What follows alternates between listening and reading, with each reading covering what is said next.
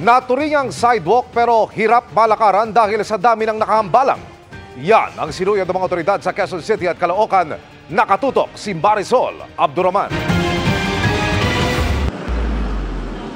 Mga nakaparadang motorsiklo sa Mabuhay Lane sa Biak na Bato, Quezon City ang nasampulan kanina sa operasyon ng MMDA Special Operations Strike Force. Kung di kasi nakaparada sa gilid ng kalsada, nakaharang sila sa bangketa. Merong ilang nakatakbo, pero ang mga inabutan, tiniketan. Unfair yun, dami-daming motor doon, tapos ako lang tinikitan. Nakiusap at nakipagdiskusyon ang Riders Operating Team pero tiniketan pa rin. There's a signage. Yun pa lang, pwede na, yun na lang. Hindi natin kailangan alamin or hindi alam. At boss, the fact na pinahihinto kita, nakita ko, ginano mo pa yung kamay ng enforcer ko. Hindi rin nakaligtas ang mga motorsiklong nakaparada sa harap mismo ng isang eskwelahan. Ang pagkakaalam po namin, sakop pa po ng area namin. Wala po kami magagawa. Sa Mauban Street, bukod sa mga sasakyan, tinanggal rin ang mga sagabal sa bangketa, gaya ng silungan ng pamilyang ito. Sinusubukan pa namin kunin ang panig ng Quezon City LGU kaugnay sa tulong na maibibigay sa street dwellers.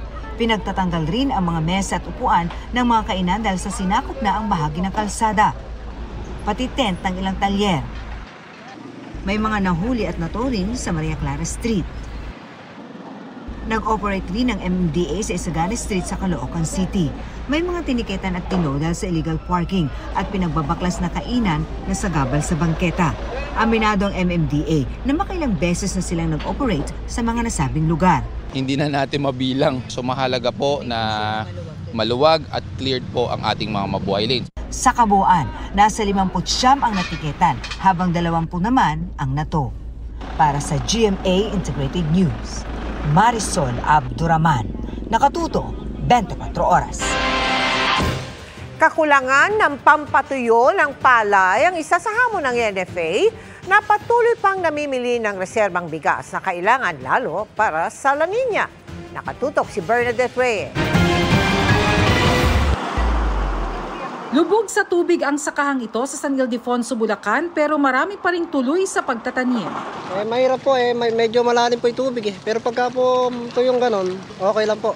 Tutubo yan. Wag lang kakain ng suso. Pahirap ang ulan kahit sa mga mag-aani na dahil nabasa ang palay. Basta huwag lang dapa. Mga bandang alas 10 yan tiyo na yun. Pwede na namin harvestin yan Panahon na ng tag-ulan pero kailangan pa mamili ng NFA ng 72,000 bags ng palay. Ang warehouse nga na ito ng NFA dito sa San Ildefonso, Bulacan, pinupuno na ng mga palay na maaaring magamit sa panahon ng kalamidad. Ang 136,000 metric tons ng bigas na nabili ng NFA, tinatayang katumbas lang ng 4 na araw na pangangailangan ng buong bansa. Wala pa ito sa kalahati ng target na 495,000 metric tons ng palay na pang-9 na araw dapat. Pero hindi raw dapat mabahala lalo tag-ulan naman daw talaga binibili ang mahigit 60% ng palay. Ganito ring panahon daw kasi masagana ang ani. Hindi naman tayo sinasalanta ng bagyo na buong Pilipinas. Umani naman tayo ng maganda. Si NFA talagang buffer lang pang ano sa kalamidad. Ang patuloy na pamimili pa ng NFA, pagkakataon sa mga magsasakang makapagbenta ng palay sa magandang presyo. Pagka tumaas kasi ng kahit 1 peso lang, kung compare mo sa trader, malaking bagay yun kasi nakakadagdag sa pambili ng abono, pambili ng binhi, pambili ng mga chemicals na gagamitin sa bukid. Ang hamon lang kung tag-ulan ay ang kakulangan sa mga makinang magpapatuyo ng mga palay. Ang instruction ko sa lahat ng regional offices ng NFA, look for drying facilities that we can contract, para meron kaming pagdadalhan ng mga basang palay. Para sa GMA Integrated News, Bernadette Reyes, nakatutok 24 oras. Kinumpirma ng AFP at ng Western Mindanao Command nito ang pagdaan ng 2 Chinese Navy vessel sa Basilan Strait kahapon. Ayon po sa AFP at Westmincom, isang training ship at amphibious transport dock ang dumaan sa bahagi ng Zamboanga Peninsula. Galing nila ang mga barko sa Timor-Leste at pabalik na ng China matapos ang training at goodwill mission. Ineskortan ito ng barko ng Philippine Navy palabas ng area of responsibility ng Westmincom. Bagaman itinuturing ang Basilan Strait na international sea lane kaya pwedeng dumaan ang mga barko ng iba't ibang bansa, minomonitor ng AFP ang lahat ng aktibidad sa ating maritime zones. Pagtitiyak ng Westmincom, walang dapat ikabahala ang publiko sa pagdaan ng mga nasabing barko.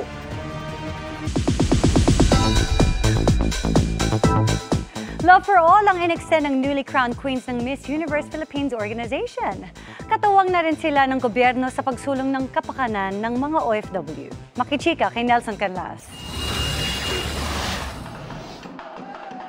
Napuno ng saya at katatawanan ang pagdiriwang ng Migrant Workers Day 2024. Isang malaking blowout daw ito para sa mga itinuturing na bagong bayani ng ating bansa. Nakisaya sa event si TikTok Lock host Donita Knows. Dumating din para bumati si Miss Universe Philippines 2024 Chelsea Manalo. Kasama niya ang mga Miss Universe Philippines Queens na sina Miss Supranational Philippines 2025 Tara May Valencia, Miss Eco International Philippines 2025 Alexi Brooks, Miss Charm Philippines 2025 Cyril Payumo, at Miss Cosmo Philippines 2024 Atisa Manalo.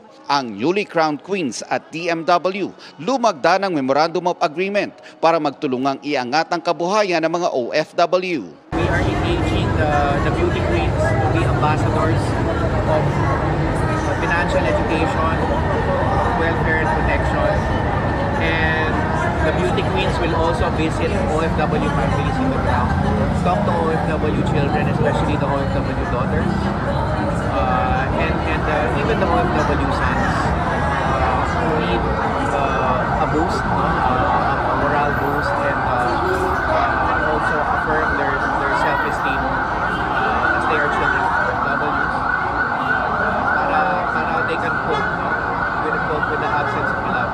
I think that as beauty queens, as Miss Philippines, it is important for us to work with different organizations just to be able to use our platform for the betterment of the society. Dama raw ni Chelsea ang pangangailangan ng mga OFW at kanilang mga mahal sa buhay. Somehow it is very close to my heart. You know, I have a dad po na who was also an OFW, nagtrabaho din siya sa ibang bansa. Na experience ko din yung mawalay with my dad. Actually, yung dad ko po is 10 years naman siya OFW sa Singapore. Nelson Canlas, updated sa Showbiz Happenings. Inaalam pa ng DepEd kung kailan nangyari ang viral video ng mga estudyanteng animoy nagti-TikTok matapos abutin ang kanilang diploma.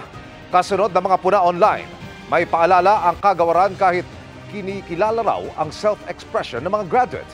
Nakatutok si Ian Cruz. May nag-death drop at may dumapa saka nag-twerk. Ang babaeng ito naman, pagkatanggap ng diploma, nag-shades saka gumiling. Sumayaw rin sa entablado ang lalaking ito. Sunod-sunod nga ang mga galaw na pang TikTok ng senior high graduates. Bagamat maaring nagpapakita ng saya sa pagtatapos, puna ng maraming netizens, tila nasira nito ang solemnidad ng graduation. Ayon kay Assistant Secretary Francis Cesar Bringas ng Department of Education, hindi pa matiyak kung bago lamang ang videong ito o noong nagdaan pang graduation ng nasabing pribadong eskwelahan. Wala pa rin daw report ang regional office nila ukol dito. We acknowledge the fact na yung mga private schools natin have internal policies regarding the conduct of all activities inside their schools. So we will defer to the investigation, if ever, ng private school on that particular case based on their existing school rules. Ang DepEd nagbigay na raw ng direktiba sa lahat ng public school na panatilihin ang solemnity ng graduation. They should be conducted in a solemn manner.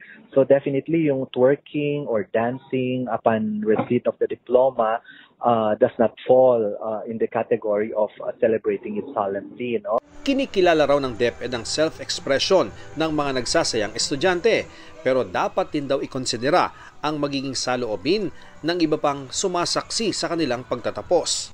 May mga magsasabi that this is part of self-expression, but we should also be sensitive about preserving the solemnity of ceremonies.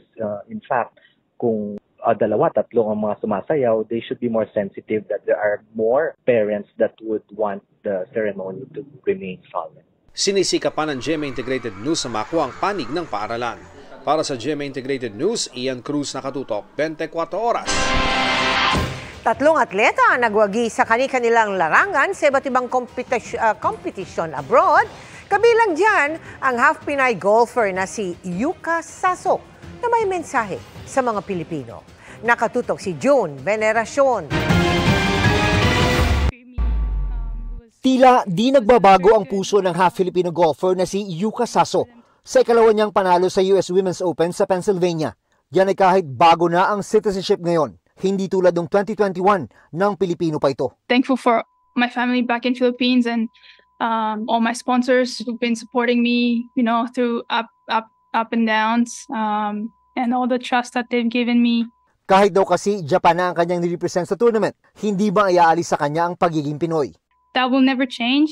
I love growing up in Philippines and I always go back there. So if I could put 2 flags on beside my name, I would. Kaya kahit naghahanda na si Saso bilang pambatori ng Japan sa 2024 Paris Olympics, nananatili siyang inspirasyon sa mga Pinoy golfer. You just have to work hard and give yourself chances and grab it. Inspirasyon din ng Phil Ivorian na si Maxine Esteban, bagamat Ivory Coast na ang kinatawan ng manalo ng silver sa African Championships sa Women's Senior Foil Individual Event sa Casablanca, Morocco. Panalo naman para sa Pilipinas ang hatid ni Felinda Grizi-Bouska sa 2024 Singapore International Open Championships Mixed Senior Division. Para sa GMA Integrated News, June Veneracion, nakatutok 24 oras. Patuloy na magpapaulan ang habagat sa ilang bahagi ng bansa ngayong weekend. Base sa datos ng Metro Weather, maulan sa maraming probinsya bukas, lalo na sa hapon. May malalakas na buhos sa Northern at Central Luzon, Calabarzon, Mimaropa at Mindanao. Maging handa po sa banta ng baha o pagguho ng lupa. Posibleng maulit ang mga pag-ulan sa linggo, pero kumpara sa Sabado, bahagyang mababawasan ang lawak ng mga pag-ulan, pero posible pa rin ang heavy to intense rain sa ilang lugar. Sa Metro Manila naman, nananatili ang posibilidad ng ulan ngayong weekend. Kaya kung may lakad, huwag pa rin kalimutang magdala ng payong o kapote. Sa ngayon, walang namamataang bagong sama ng panahon o bagyo na posibleng umiral sa Philippine Area of Responsibility. Ang mga posibleng pag-ulan ay dulot ng habagat na nakakaapekto sa kanlurang bahagi ng Luzon at Visayas at ng localized thunderstorms sa natitirang bahagi ng bansa. Sabi ng Pag-asa, posibleng magtuloy-tuloy na pag-iral ng habagat hanggang sa susunod na linggo. Samantala, bilang gabay naman sa mga probinsya kung saan kasalukuyang inoobserbahan ang aktibidad ng bulkan, unahin natin sa Negros Island kung nasaan po ang Canlaon Volcano. May tsansa pa rin ng ulan ngayong weekend, lalo sa hapon o gabi. Halos ganyan din sa Batangas, partikular sa mga lugar malapit po sa Taal Volcano. Ingat, mga kapuso!